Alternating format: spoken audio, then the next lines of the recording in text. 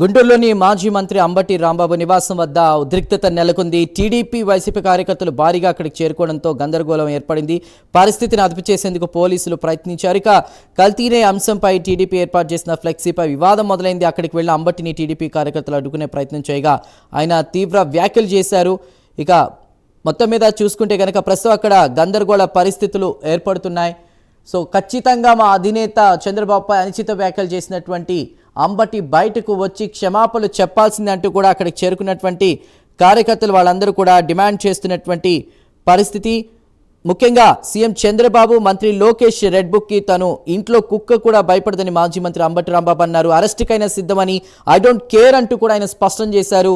నా కారును టీడీపీ శ్రేణులు అడ్డుకున్నాయి అంటూ కూడా ఆయన మాట్లాడినటువంటి పరిస్థితి. ప్రస్తుతం అంబటి ఇల్లు, ఆఫీసు ధ్వంసం చేశారు కార్యకర్తలు. ఖచ్చితంగా బయటకు వచ్చి క్షమాపణలు చెప్పాలంటూ కూడా అంబటి డౌన్ డౌన్ అంటూ కూడా టీడీపీ నేతలు నినాదాలు చేస్తున్నటువంటి పరిస్థితి. ప్రస్తుతం మనతో పాటు మాట్లాడడానికి విజయశేఖర్ రెడ్డి గారు ప్రస్తుతం అందుబాటులోకి వచ్చారు. విజయశేఖర్ రెడ్డి గారు నమస్తే.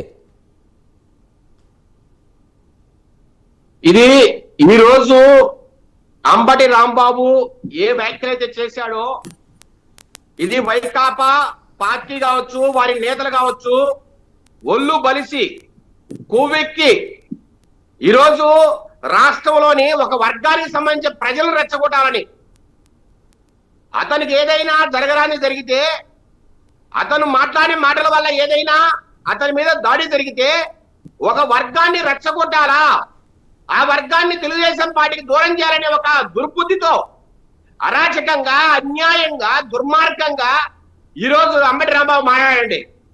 ఏమండి, ఆయన ఎక్కడైతే ఏ ప్రోగ్రాంకి అయితే పోయాడో, ఎక్కడైతే ఇబ్బంది పడ్డాడో, అక్కడ ఏం జరిగిందో కూడా తెలియకుండా అక్కడ ఎవరైనా అడ్డుకున్నప్పుడు వాళ్ళతో మాట్లాడడంలో తప్పులేదండి. ఇది ప్రజాస్వామ్య దేశం. ప్రతి ఒక్కరికి ఎక్కడికైనా పోయేదానికి హక్కు ఉంటుంది. అతను పోవడంలో తప్పులేదు, మాట్లాడడంలో తప్పులేదు. కానీ ప్రజలు ఏమాత్రం సంతోషంగా, ఏమాత్రం వినడానికి కూడా ఇబ్బంది పడే విధంగా, ఏమాత్రం వినడానికి బాధపడే విధంగా అతని మాహాన్య మాటలండి, ఆ కొడుకు అనే మాట మాట్లాడటం, అది చంద్రబాబు నాయుడు గారిని కావచ్చు, లేదంటే ప్రజలనే కావచ్చు అండి, అంత అన్యాయంగా ఒక 10 మందికి ఆదర్శప్రాయంగా బతకాల్సిన ఒక వ్యక్తి అంత అన్యాయంగా ప్రజల్లో మాట్లాడడం. అట్లాగే చంద్రబాబు నాయుడు గారండి, నా 50 సంవత్సరాల రాజకీయ జీవితం, ఈ రాష్ట్రంలోని ఒక మహానేత, దేశం గర్వించదగ్గ రాజకీయ ప్రముఖుల్లో ఒకరు, 15 సంవత్సరాలకు పైగా ఈ రాష్ట్రాన్ని పరిపాలించిన ముఖ్యమంత్రిగా, 50 సంవత్సరాలు పొలిటికల్ లీడర్ గా ఆయన ఈ రాష్ట్రానికి సేవ చేస్తే, అలాంటి వ్యక్తిని, అలాంటి మహానుభావుని పట్టుకొని అంతంత మాటలేసి మాట్లాడుతున్నారే, వీళ్ళకి ఏం పోయే కాలమో నాకైతే అర్థం కావట్లా. ఏమండి, ఒకటే చెప్పదలుచుకున్నాం, వైఎస్ ఫ్యామిలీ ఈ రోజు కాదండి, ఇలా ఇంతకు ముందు చాలా సార్లు వీళ్ళు అలాగే చేశారు. వైఎస్ రాజారెడ్డి ఇట్లాగే ఎంతో మంది రాజకీయ నాయకులను ఇబ్బంది పెట్టాడు. అతని మాట వినని, అతనికి సపోర్ట్ చేయని ఎంతో మంది నాయకులను చంపించాడండి.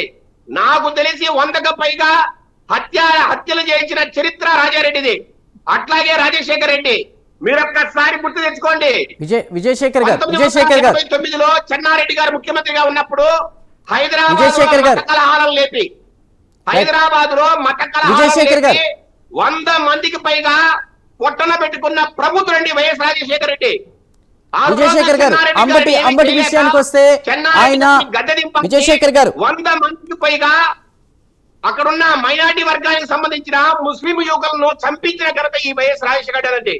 అట్లాగే మన దేశ అంబటి గారి విషయానికి వస్తే నేను ఇంట్లోనే ఉంటాను, అరెస్ట్ చేసుకుంటే చేసుకోండి, ఐ డోంట్ కేర్ అంటున్నారు. అంటే ఖచ్చితంగా ఇలాంటి అనుచిత వ్యాఖ్యలు చేస్తే బయటకు వచ్చి క్షమాపణ చెప్పాలి, తప్పుంటే లేదంటే నేను అనలేదని చెప్పాలి.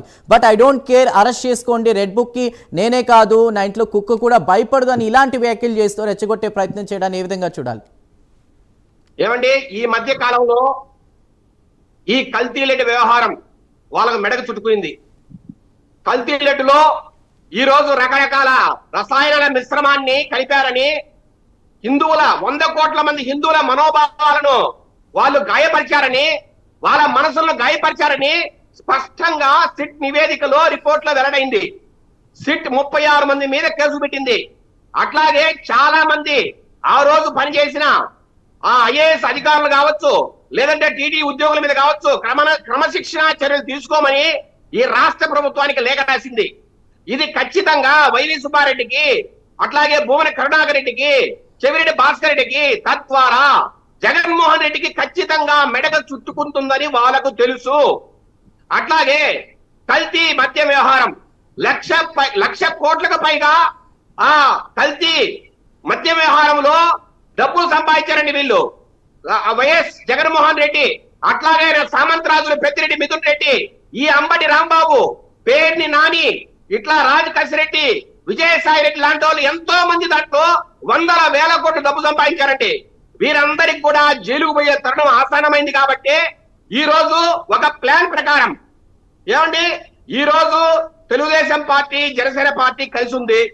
వీళ్ళను విడదీయాలంటే ఏం చేయాలా, వీళ్ళను సపరేట్ చేయాలంటే ఈ రెండు పార్టీలకు సంబంధించిన సామాజిక వర్గాలను విజయశేఖర్ గారు ఇవాళ ఇప్పుడు జరిగినటువంటి ఇన్సిడెంట్ కి సంబంధించి విజయశేఖర్ గారు ఇవాళ ఒక్క నిమిషం, ఇవాళ జరిగిన ఇన్సిడెంట్ బేస్ మీద మీరు ఏం చెప్దాం అనుకుంటున్నారు? అంటే అక్కడికి చేరుకున్నటువంటి వాళ్ళందరూ కూడా ఆ అద్దాలు ధ్వంసం చేశారు, ఖచ్చితంగా బయటికి రావాలంటున్నారు.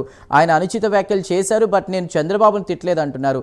కానీ ఆయన దమ్ముంటే అరెస్ట్ చేసుకోవడానికి ఇంట్లోనే కూర్చున్నారు. సో మీరు ఏం చెప్పాలనుకుంటున్నారు ఫైనల్ గా? ఏమండి, ఈ రాష్ట్రంలో గాని దేశంలో గాని అతను తిట్టిన వీడియోను చూసిన ఏ వ్యక్తికైనా కడుపు మండక మానదు, ఒళ్ళు రక్తము మరుగుతా ఉంది, ఒళ్ళు రగిలిపోతా ఉందండి ఎవరికైనా. చంద్రబాబు నాయుడు గారు 75 ఏళ్ల వయసు ఉన్న ముఖ్యమంత్రి, అత్యంత రాజనీతిజ్ఞుడు, పరిపాలనా దక్షుడు. అలాంటి వ్యక్తితో పాటు వాళ్ళ మదర్ని కూడా, వాళ్ళ అమ్మగారిని కూడా రంగంలోకి తెచ్చి ఆమె మీద కూడా మాట్లాడడం, ఇదంతా కూడా ప్రజలు, రాష్ట్ర ప్రజలు, దేశ ప్రజలు ఈ రోజు అన్ని చూస్తున్నారండి. ఇదేదో ఎక్కడో ఎవరికి తెలియకుండా జరిగింది కాదు. ఇలాంటి పరిస్థితుల్లో లేదు, నోరు జారింది, తప్పు అయిపోయింది, ఇక ఇది మాట్లాడడం తప్పని చెప్పి అతనైనా వచ్చి బయటికి క్షమాపణ చెప్పాలి. లేదు, ఇది ఒక పద్ధతి ప్రకారం, ఒక ప్లాన్ ప్రకారం వాళ్ళ పార్టీ పరంగా జరిగితే మాత్రం జగన్మోహన్ రెడ్డి దీనికి తగిన విధంగా బయటికి రావాలి. అతనే క్షమాపణ చెప్పాలని కూడా ఈ సందర్భంగా మేము డిమాండ్ చేస్తున్నాం. అంటే అంబటి ఒకటే చెప్తున్నారు, సహనం కోల్పోయి మాట్లాడడానికి కూడా టీడీపీ శ్రేణులు నా కారుని అడ్డుకుని కూడా పోలీసులు అక్కడ ఉండి అడ్డుకునే ప్రయత్నం చేశారని అంటున్నారు. టీడీపీ శ్రేణులు అసలు ముందు ఆయన కార్ని, వెహికల్ని అడ్డుకునే పరిస్థితి ఎందుకు వచ్చింది? ఏమండి, కల్తీని వ్యవహారంలో రకరకాలుగా అక్కడేదో పోస్టర్లు వేశారని, అక్కడేదో ఫ్లెక్సీలు తెలుగుదేశం పార్టీ నాయకులు పెట్టారని అక్కడి నుంచి ఇది స్టార్ట్ అయిందండి. అక్కడ ఒక ఫ్లెక్సీ దగ్గర పోయి ఈ మాదిరిగా రాయడం తప్పు, ఈ మాదిరిగా రాసే హక్కు తెలుగుదేశం నాయకులు లేదు, ఈ ఫ్లెక్సీ తీయకపోతే తీవ్రమైన పరిణామాలు ఎదుర్కొంటారని ఆయన ఒక వీడియో పెట్టాడండి. మీరు ఒకసారి గమనిస్తే ఆయన ఒక వీడియో పంపించాడండి అందరికి కూడా. ఇది ఇప్పుడు సామాజిక మాధ్యమాల్లో అది ప్రసారం అవుతా ఉంది. ఏమని మాట్లాడాడు? ఈ ఫ్లెక్సీ తీయకపోతే ఏదైతే మాకు అగెనిస్ట్ గా రాశారో, ఏదైతే మీరు మాట్లాడుతున్నారో ఆ ఫ్లెక్సీ తీయకపోతే మీరు తీవ్ర పరిణామాలు చూస్తారు, వేల మందితో ఇక్కడికి వస్తా, మీ సంగతి తెలుస్తానని ఆయనే మాట్లాడాడండి. అంటే ఎవరు రెచ్చగొట్టారండి? తెలుగుదేశం నాయకుల్ని ఆయనే రెచ్చగొట్టాడు. ఒకసారి నువ్వు రెచ్చగొట్టిన తర్వాత, అక్కడ ఏదైనా ఇష్యూ జరిగిన తర్వాత, ఒక గొడవ జరిగిన తర్వాత అంటే ఏంటి, కల్తీ వ్యవహారం పక్కన పెట్టి, అంశాన్ని పక్కన పెట్టి డైవర్షన్ పాలిటిక్స్ చేసే భాగంగానే ఆయన ఇది చేశారని అంటారా? ఖచ్చితంగా. ఏమండి, దీంట్లో 2-3 కోణాలు ఉన్నాయి. వీళ్ళందరూ, ఈయన గాని, పేర్ని నాని గాని, వైఎస్ జగన్మోహన్ గాని, వీరందరూ ఒక వార్ రూమ్ లో కూర్చొని పూర్తిగా ప్లాన్ చేసే ఈ రోజు ఈ మాదిరిగా ప్రవర్తిస్తున్నారు. మీరు గమనించండి, కల్తీని వ్యవహారంలో ఇద్దరే మాట్లాడుతున్నారండి. ఒక్కరి అంబటి రాంబాబు, రెండోది పేర్ని నాని. కావాల్సి కల్లా ఒక ప్లాన్ ప్రకారం ఒక సామాజిక వర్గాన్ని దూరం చేయాలని వాళ్ళ దగ్గరే మాట్లాడిస్తున్నారండి. రెండోది మీరు చెప్పినట్టు కల్తీని వ్యవహారాన్ని పక్కదారి పట్టించాలంటే ఈ రోజు 100 కోట్ల మంది హిందువుల మనోభావాలు గాయపరి వాళ్ళు బాధలో ఉంటే ఆ బాధను పక్కన పెట్టాలంటే, వాళ్ళు దీన్ని మర్చిపోవాలంటే ఏదో ఒక గొడవ సృష్టించాలా, ఏదో ఒక రకంగా హింసాత్మకంగా దీన్ని తయారు చేయాలా. మీరు గమనించండి, 1989లో కూడా చెన్నారెడ్డిని ముఖ్యమంత్రిగా దింపడానికి ఆ రోజు వైఎస్ రాజశేఖర రెడ్డి కూడా ఇలాంటి నాటకాన్ని తెరలేపాడు. హైదరాబాద్ లో మత కలహాలు సృష్టి ఆ రోజు 100 మందికి పైగా హిందూ ముస్లిం సంబంధించిన యువకులను చంపేశారు. ఇదంతా కూడా వాళ్ళ ఒక పెద్ద ప్రణాళికతో ముందుకొచ్చారు. ఒక కుట్రలో భాగమని కూడా ఈ సందర్భంగా మీ అందరికీ తెలియజేస్తున్నా. ఇది ఖచ్చితంగా డైవర్షన్ పాలిటిక్స్. ఇది ఖచ్చితంగా Right. సామాజిక వర్గాల మీద పెట్టాల్సిన గొడవ. రకరకాలుగా మీరు అన్ని ప్లాన్ చేసుకుని వచ్చారని కూడా ఈ సందర్భంగా మనం చేస్తున్నాం. రైట్ విజయశేఖర్ గారు అందుబాటులోకి వచ్చినందుకు ధన్యవాదాలండి.